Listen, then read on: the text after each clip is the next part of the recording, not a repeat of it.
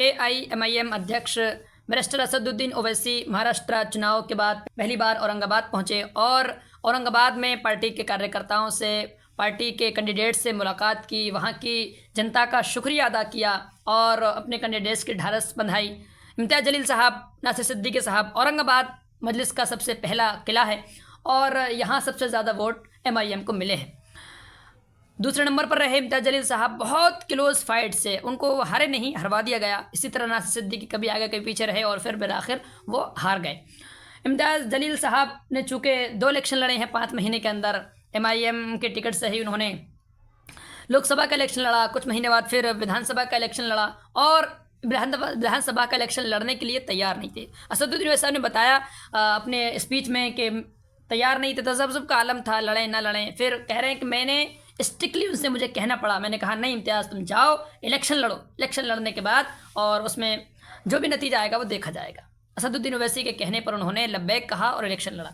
बल्कि अभी आपको पता होगा कि नांदेड़ लोकसभा का उपचुनाव था, वहाँ के कार्यकर्ता MIM के चाहते थे कि इम्तियाज़ जलील साहब यहाँ से उपचुनाव लड़ें लोकसभा का और वो लोकसभा पहुँचें। असदुद्दीन ओवैसी की जानिब से हरी झंडी नहीं मिली। इम्तियाज़ जलील साहब से जब मीडिया ने बात की तो उन्होंने कहा कि अपने बैरिस्टर के सामने जो भी उनका हुक्म होगा मैं सर आँखों पर रखूँगा। वो कहेंगे जाके झारखंड से इलेक्शन लड़ो, वहाँ से लड़ जाऊँगा। कहेंगे कि नांदेड़ से और औरंगाबाद से, दोनों जगह से लड़ो, दोनों लड़ जाऊँगा। कहेंगे नहीं सिर्फ नांदेड़ से लड़ो तो नांदेड़ से लड़ जाऊँगा। कहेंगे सिर्फ औरंगाबाद से लड़ो, वहाँ से लड़ जाऊँगा। कहेंगे मत लड़ो तो मैं नहीं लड़ूँगा। इतनी बड़ी बात बोली थी इम्तियाज़ जलील ने। अब जिस पार्टी के पास ऐसा समर्पित नेता हो उसकी हौसला अफजाई, हिम्मत अफजाई तो बनती है। असदुद्दीन ओवैसी ने अपना फ़र्ज़ मनसबी निभाते हुए औरंगाबाद का दौरा किया। वहाँ पर एक हॉल में जहाँ से MIM की महाराष्ट्र की शुरुआत हुई थी, वहाँ से आज एक प्रोग्राम से असदुद्दीन ओवैसी ने वहाँ के पार्टी कार्यकर्ताओं को संबोधित किया, उनको हौसला बढ़ाने की तरगीब दी और बताया इतिहास उन्होंने कि डरने की, घबराने की ज़रूरत नहीं है। अवाम ने हमको धोखा नहीं दिया, अवाम ने हमें दिलो जान से जिताने की कोशिश की, हमारे अपनों ने धोखा दिया। एक बात बहुत बड़ी कही उन्होंने, डॉक्टर अब्दुल गफ्फार कादरी का नाम नहीं लिया, लेकिन एक बात कही अपने कार्यकर्ता का जोश बढ़ाने के लिए कि जो पार्टी से चले गए, अगर वो ये सोचते होंगे किसी की सिफारिश से हम दोबारा पार्टी में ले लेंगे तो ये ख्वाब उनका गया। हम पार्टी के कार्यकर्ताओं के साथ धोखा नहीं करेंगे, उनको कभी पार्टी में नहीं लेंगे। इस तरह से हौसला बढ़ाया अपने कार्यकर्ताओं का और साथ ही साथ औरंगाबाद की जनता का शुक्रिया अदा किया और कहा कि हम और ज़्यादा हिम्मत और हौसले से आगे बढ़ेंगे। अपने कार्यकर्ताओं की हौसला अफजाई के लिए उन्होंने अपना वाक़या बताया कि जब एक वक्त था, मैं MLA का इलेक्शन लड़ा था, मेरे अब्बा ने लड़ा दिया था, तो उस वक्त मजलिस के तमाम कैंडिडेट्स हैदराबाद में हार गए थे, बस मैं जीता था। हालम ये था कि दारुस्सलाम में 15 दिन तक सिर्फ 4 लोग आते थे, हार के बाद सब लोग दूर हो गए थे।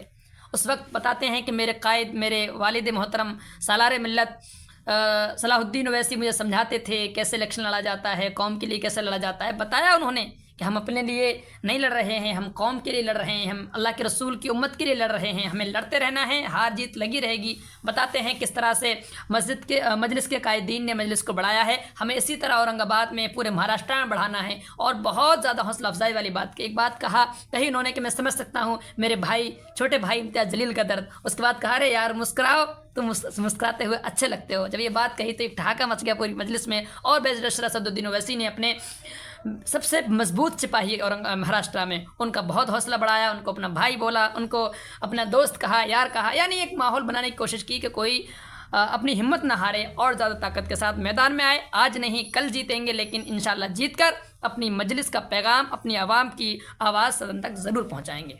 मैं अपने काम से पीछे हटने वाला नहीं हूँ और जितने इलेक्शन के नतीजे हम लोग इलेक्शन लड़ते हैं, नहीं जीतते हैं बहुत से रियासतों में, मगर हम दोबारा उठकर अल्लाह की बारगाह में सर्वसजूद होकर अल्लाह से दुआ करते हैं कि परवरदिगार आज हमको कामयाबी नहीं मिली, तेरी रहमत का दामन बड़ा वसी है और तू उन तमाम सारी कायनात के लोगों की दुआओं को सुनता है, तू थकता नहीं है तुझसे भीख मांगने वालों से।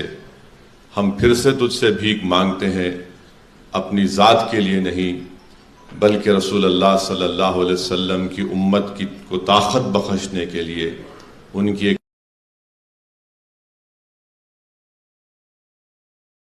को ऐवानों में भिजाने के लिए हम अल्लाह से दुआ करते थे।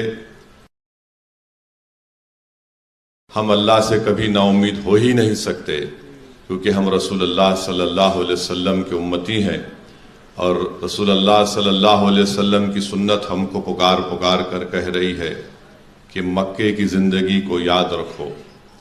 काबतुल्लाह शरीफ में जो रसूलुल्लाह सल्लल्लाहु अलैहि वसल्लम के जिस्म मुबारक पर ऊंट की उजड़ी डाली गई, याद रखो जब सिद्दीक़ अकबर को मारा और पीटा गया था, ओहद के मैदान को याद रखो।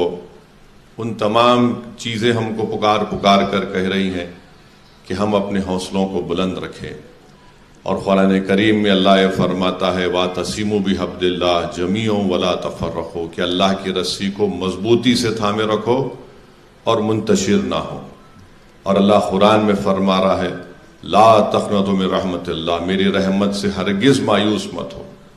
तो अब अल्लाह की रहमत से मायूस मत होइए, हम लड़ेंगे, जद्दोजहद करेंगे।